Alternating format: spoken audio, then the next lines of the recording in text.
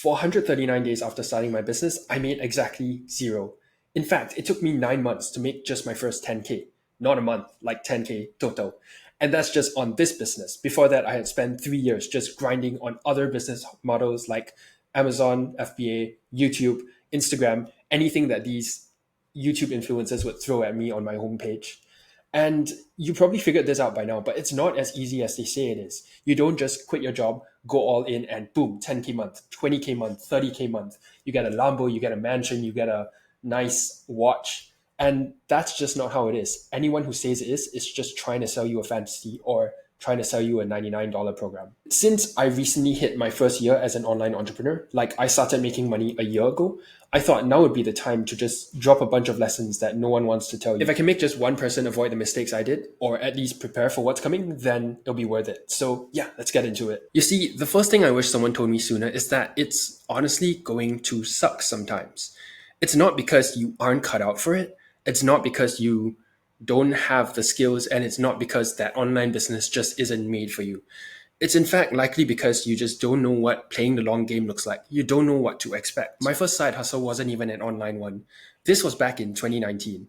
I was 17, lockdown was happening, and I thought, hey, this would be the perfect time to start making some money. I spent $50 just buying up car wash materials. Then I went cold knocking on all my neighbors' doors, asking them if they would let some new 17-year-old guy who they've never seen before wash their cars. And somehow a bunch of them said yes. But this was tough because if you've ever tried cold calling, you know how difficult it is, where you pick up the phone, dial in a number, and hope and pray that they pick up and that they don't tell you to screw off. Cold knocking is even worse because they can see you, they can look you in the eye while your legs are shaking, while your voice is trembling, and hoping that they will just somehow give you the money. But eventually I got over this and I started washing cars for them at 4 a.m. every Saturday morning. And honestly, this kind of sucked because I would constantly have dirt in my nails, my hands would be all black. I would sweat a lot because I lived in a pretty humid country when I was younger. And all just for a couple bucks because back then I also didn't know how to price myself. And honestly, I wasn't very good at it because I was 17 and not very used to manual labor. So eventually I burned out and quit. My next side hustle was starting Instagram theme pages because I saw people like Iman Gaji or Bia Hazard saying that they made a lot of money flipping Instagram theme pages. So me and my brother thought, hey, let's do it. Let's raise to 1,000 followers on a theme page. And the crazy part is that it worked. My brother got to 1,000 followers in 92 hours.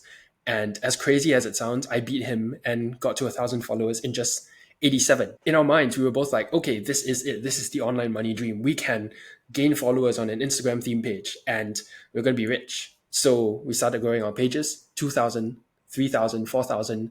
In the end, I scaled my account to about 13,000 followers in just 3 months.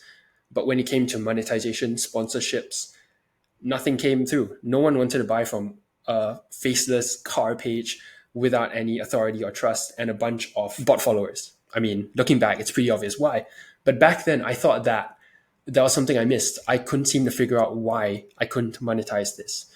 In the end, someone offered me $150 to buy the page. And since I had spent 3 months on that thing, I just decided to keep it for myself. And then came the newest side hustle, YouTube. Because back at this point, Minecraft was just popping off again because of PewDiePie reviving it, I think. So I thought, hey, okay, because I did pretty well with Instagram, I could probably do pretty well with YouTube too. So I started my Minecraft account, I started my Minecraft YouTube account, and I told myself, okay, I'm going to lock in, I'm going to go really, really hard at this, I'm going to try my best, and that's what's going to make it work. And long story short, in the first 3 months, I got about 10 subscribers, trying really, really hard on videos. I was learning editing, I was learning scripting, I was learning all these little camera angles and camera shots, and even how to play Minecraft. Because as much as I loved the game back then, I was not very good at it. So over the next few months, I just kept getting better at it, learning a bit more. And eventually, my channel hit 1,000 subscribers. Unfortunately, this was through YouTube Shorts. And if you know anything about the YouTube Partner Program, Shorts are very difficult to monetize. So I had a channel that was growing day over day, getting 100 subscribers every other day. In fact, I just checked this morning and the channel's still growing. And I actually just hit 1 million views. So that's honestly an incredible feat and a good day to be recording this. But yeah, now I had 1 million view channel and no money coming out of it, no sponsorships, no AdSense. And once again, my online business dream was dashed. So the takeaway from all of this, before I move into what I'm doing now and how it's going, is whenever you're picking a business model, just think to yourself, is this something you can see yourself doing over the long term? Because looking back, I would not see myself washing cars at 50 years old. I couldn't see myself flipping Instagram theme pages when I was married and with kids. I mean, just thinking about it, having like being 80 and telling someone, "Hey, bro, buy my Instagram theme page, please," and then you like walk around with a walking stick. It's kind of funny. And yeah, so before you think of what business model you want to venture into, just think to yourself, is this something I can see myself doing in 10, 20, 30, 50 years from now? If it's not, you can go ahead and try it anyway, but just keep in mind that, hey, this is not something you want to be doing long term. And that if something else comes up, there should be a proper exit plan. But once you do stumble upon that proper business model, which you really, really like, you might think that all you need to do is grind to get your first client. And once you get your first client, heaven comes on earth and everything just happens at once. And this isn't true. You see, most people think that the hardest part is grinding and landing their first client. And yes, while this is the period where you learn the most without getting monetary results, that's honestly just the beginning. Back when I signed my first few clients about 13 months ago, I took on 5 of them at once. I honestly really burned out because I didn't have the right systems in place. I didn't have the right processes in place. I didn't know what to expect.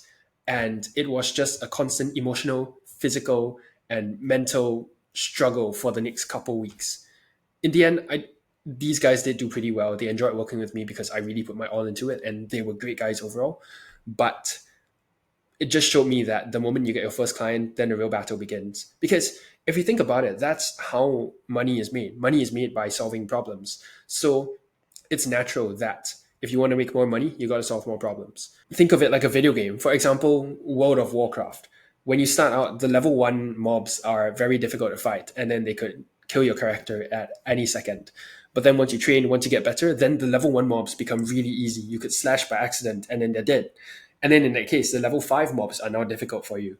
Then after you train a bit more, after you increase your XP, your problem solving XP, then the level five mobs become really easy. And the level 10 mobs are suddenly the issue. But that's just how it works. You see, when you kill the level one mobs, you get very little loot. When you kill the level five mobs, you get more loot. And that's just how it works. You solve difficult problems and you earn more loot, or in this case, cash. At this point, I scaled to about five, six, $7,000 a month.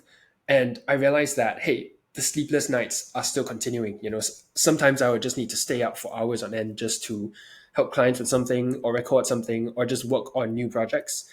And that's just normal because there's always going to be someone who is 1 step, 2 steps, 10 steps, even 1,000 steps ahead of you. That's just how it is in online business. Once you get over that feeling, once you get used to it, just focus on yourself, improving your journey. It's going to be a lot easier. And the last thing I realized when I started my online business is that the friends who I started with, they kind of just dropped off one by one.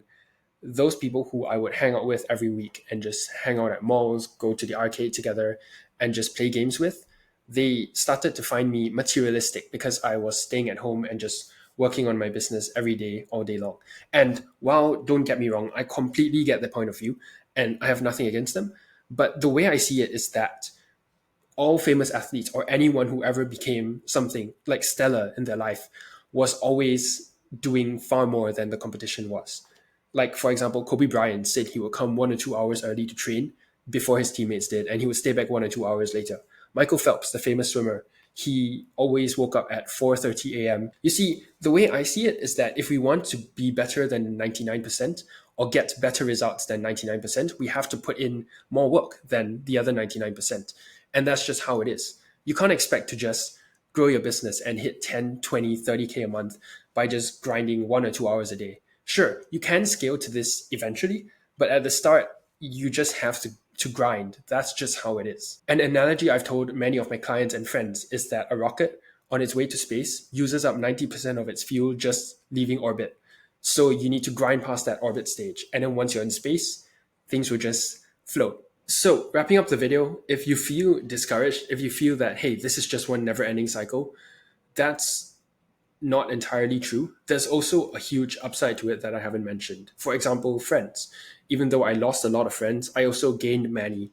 And these were people who were a lot more like me, people who understood me on a completely different level. It's almost hard to describe it because it's a bond that you just have to experience for yourself when you finally meet, almost like a soulmate, but on a friend level. And that's what you get in online business. I mean, the money is also nice, I'm not gonna lie. And being able to work from wherever you want, whenever you want, that's also a nice added bonus. But if you've watched through this entire video and you feel even more fired up to get started on your online business or to keep going, then honestly, props to you. This journey isn't easy, but that's what makes it exciting, because we're doing things which 99% of the population won't want to do, won't be able to do. So if you want to know how I went from 0 to 10 to 12K a month consistently with my business and the exact business model I used to get there, click this video over here. I'm pretty new to YouTube. I hope it's actually here. And yeah, I'll see you next time. If you have any questions, drop them in the comments and I'll get back to you. I'll be posting more about how I grew my online business in the last year. So if that sounds interesting to you, subscribe and I'll see you around. Thanks for watching. Bye.